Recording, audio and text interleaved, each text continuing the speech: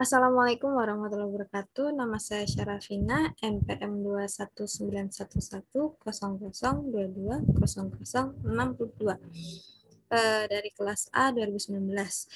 Pada malam hari ini saya akan mempresentasikan tentang alga Phyrophyta dan alga Chrysophyta. Baik, yang pertama yaitu alga Phyrophyta. Biasanya sering disebut dengan Dinoflagellata. Mengapa demikian? Karena pergerakannya itu dibantu oleh dua flagela mirip bulu cambuk. Kalau dalam bahasa Latin, dino artinya pusaran air. Dinoflagellata terdiri dari sekitar 1.100 jenis, terutama hidup di dalam air laut. Tapi beberapa juga ada yang hidup di air tawar. Dinoflagellata merupakan gangga uniseluler yang motil atau aktif bergerak. Dengan ciri utamanya terdapat celah dan alur di sebelah luar pembungkus yang melingkupi dinding sel. Beberapa jenis Dinoflagellata tidak mempunyai dinding sel, namun kebanyakan mempunyai dinding sel yang terbagi-bagi menjadi lempeng-lempeng selulosa poligonal yang saling bersambungan sangat rapat. Phyrophyta juga sering disebut dengan tumbuhan api atau fire plant atau ganggang api. Film Phyrophyta juga disebut dengan ganggang api karena memiliki cangkang yang mengandung fosfor yang mampu memandarkan cahaya berwarna merah menyala seperti api atau berwarna hijau biru yang sangat indah, terutama dalam kondisi gelap pada saat malam hari di air laut. Peristiwa perpendaran cahaya itu disebut dengan bioluminescence. Nah, contohnya seperti ini peristiwanya. Contoh jenis atau spesies pada Phyrophyta itu ada Noctiluca sp dan Serratium sp. Nah, ini contohnya. Ini Serratium sp dan ini Noctiluca sp. Timbulnya warna merah karena pada protista ini banyak mengandung karotenoid atau warna merah ya. Sehingga penampakannya lebih sering berwarna emas, coklat, atau merah daripada berwarna hijau atau biru. Phyrophyta atau Dinoflagellata ini kebanyakan mempunyai vakuola non-kontraktil, kloroplas, dan mempunyai klorofil A dan B. Klorofil hijau Dinoflagellata biasanya ditutupi oleh pigmen merah yang membantu menangkap energi cahaya. Ketika air dalam keadaan hangat dan kaya akan nutrisi, populasi Dinoflagellata akan meledak. Jumlah Dinoflagellata akan sedemikian banyaknya sehingga air akan berwarna merah oleh warna tubuh si Dinoflagellata tadi. Peristiwa ini dikenal dengan gelombang merah atau red tide. Dinoflagellata autotrof merupakan tipe fitoplankton yang umumnya dijumpai. Mereka merupakan penghasil biomasa dan oksigen yang luar biasa. Beberapa Dinoflagellata juga bersifat heterotrof. Mereka hidup dengan cara menelan materi organik dan sel-sel hidup yang lain. Selain itu, sebagian kecil Dinoflagellata dapat bersifat sebagai parasit pada tubuh berbagai hewan laut. Contohnya Protogoniaulax satenila. Nah, Phyrophyta atau Dinoflagellata atau ganggang api memiliki ciri atau karakteristik secara umum, yaitu sebagai berikut. Uniselular atau bersel tunggal, bersifat motil atau aktif bergerak, memiliki flagela atau bulu cambuk, memiliki dinding sel nyata yang terdiri atas lempengan-lempengan yang mengandung selulosa, tetapi ada beberapa yang tidak memiliki dinding sel, misalnya Gymnodinium sp. Setelah itu memiliki sel dengan ciri khas yaitu terdapat celah dan alur serta di dalam sel terdapat plastida yang mengandung pigmen klorofil A dan C serta karotenoid sehingga berwarna coklat kekuning-kuningan. Bersifat autotrof karena mampu melakukan fotosintesis atau bersifat fotosintetik dan berperan sebagai fitoplankton di lautan. Ada yang bersifat heterotrof yang hidup dengan cara menelan materi organik dan sel-sel hidup yang lain. Ada juga yang bersifat sebagai parasit yang hidup dengan cara menempel pada tubuh berbagai hewan laut. Contohnya Protogoniaulax satenella tadi. Hidup bebas atau bersimbiosis pada tubuh beberapa jenis karang, anemon laut, cacing pipih, dan kerang raksasa. Pada beberapa jenis, cangkangnya mengandung fosfor, sehingga memandarkan cahaya di malam hari.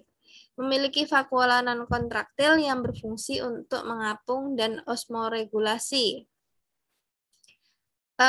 Cara reproduksi pada Dinoflagellata pada umumnya yang utama adalah secara aseksual. Namun ada juga beberapa spesies bereproduksi secara seksual. Nah, nukleus Dinoflagellata merupakan nukleus yang tidak biasa karena kromosom mengalami kondensasi dan selalu terlihat jelas. Pembelahan meiosis dan mitosis pada Dinoflagellata sangat unik karena sisa membran inti seluruhnya membelah dan benang spindel berada di luar nukleus. Baik, 2008. Reproduksi pada Dinoflagellata biasanya dengan cara pembelahan aseksual sederhana dan mereka memiliki kapasitas untuk mereproduksi sampai beberapa kali per hari dengan sel membelah miring untuk membentuk dua sel dengan ukuran yang sama. TK mungkin membelah dengan masing-masing sel baru membentuk setengah baru, atau TK mungkin hilang sebelum pembagian. Dalam hal masing-masing sel baru membentuk dinding sel yang baru. Reproduksi seksual juga terjadi pada beberapa jenis Dinoflagellata. Hal ini dapat menyebabkan pembentukan berdinding tebal, kista aktif yang menetap di dasar laut, di mana mereka dapat bertahan hidup selama bertahun-tahun ketika dipicu oleh perubahan lingkungan.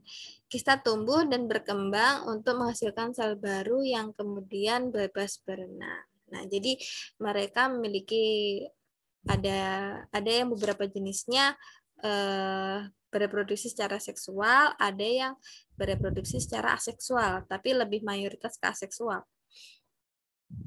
Kebanyakan Dinoflagellata memperlihatkan reproduksi secara aseksual atau pembelahan secara mitosis. Proses ini membagi organisme menjadi kembaran identik. TK mereka mungkin pecah, terbagi pada tiap-tiap kembarannya. Jadi tiap kembaran itu menerima separuh dan meregenerasi separuhnya. Beberapa generasi tumbuh sebagai filamen ketika sel mereka tidak terpisah setelah pembelahan. Dinoflagellata dewasa bersifat haploid. Jadi ketika reproduksi seksual dimulai, gamet mengalami mitosis. Mungkin tumbuh dengan atau tanpa dinding sel. Terlihat sebagai individu tua dalam versi kecil. Gamet jantan dan betina tidak jelas dibedakan, jadi itu nggak bisa dibedakan. Tetapi dapat berenang bebas. Setelah penggabungan dua gamet, lalu menjadi zigot yang aktif berenang. Pada kondisi yang tidak menguntungkan, sel akan membentuk histrikosfer. Ini adalah dorman kapsul yang melindungi Dinoflagellata sampai keadaan menguntungkan kembali, menurut Alia DKK 2013. Viropita atau Dinoflagellata memiliki dua cara perkembangbiakan, yaitu secara vegetatif dan seksual tadi ya, sudah dijelaskan di sini. Nah, ini contohnya Glenodinium sp. Nanti filenya akan saya share di grup WhatsApp. Pada Alexandrium sp, cara perkembangbiakannya yaitu kista-kista tidur dalam dasar laut tertimbun oleh sedimen. Jika tidak terganggu oleh kekuatan fisik atau alam, mereka dapat berada di dasar laut dalam kondisi tertidur untuk waktu bertahun-tahun. Jika terdapat kandungan oksigen dan kondisi memungkinkan, mereka dapat melakukan proses perkecambahan. Jika suhu hangat dan banyak cahaya yang merangsang perkecambahan ini, kista akan pecah dan mengeluarkan sel yang dapat berenang. Sel ini direproduksi oleh pembelahan sederhana dalam beberapa hari pengeraman, menurut Banjar 2014. Jika kondisi tetap optimal, sel akan terus membelah diri secara berlipat dari 2 menjadi 4, dari 4 menjadi 8, dan seterusnya.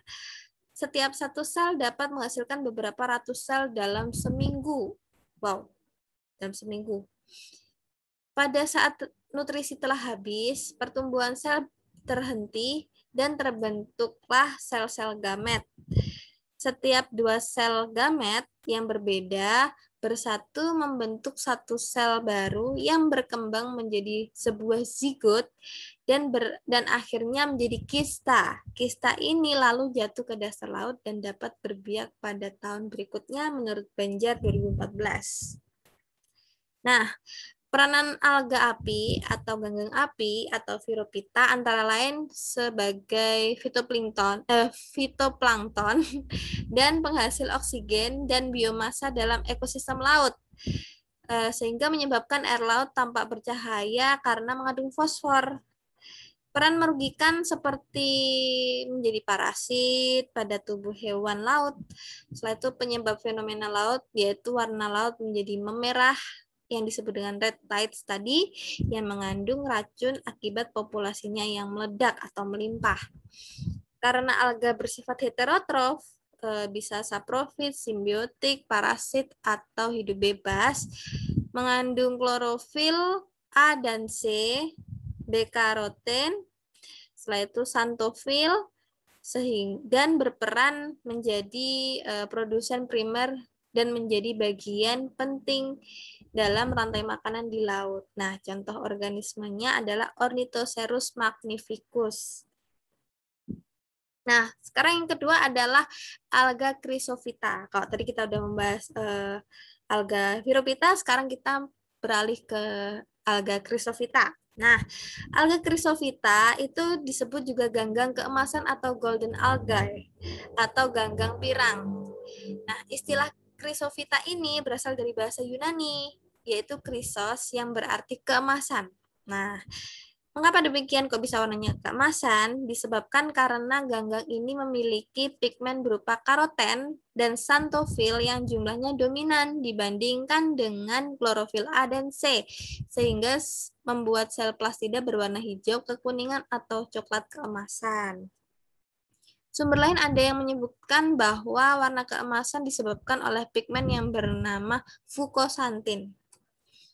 Chrysophyta kebanyakan hidup di air tawar, meskipun beberapa jenis ada yang hidup di air laut. Alga kelompok ini mempunyai makanan yang disimpan sebagai laminarin, yaitu suatu polisakarida sebagai simpanan makanan pada alga ini. Alga keemasan memiliki variasi struktur dan bentuk. Sebagian tidak memiliki dinding sel dan dapat merayap seperti amoeba. Sebagian lagi memiliki dinding sel yang terbuat dari selulosa. Jadi sebagian ada yang memiliki dinding sel, ada yang tidak.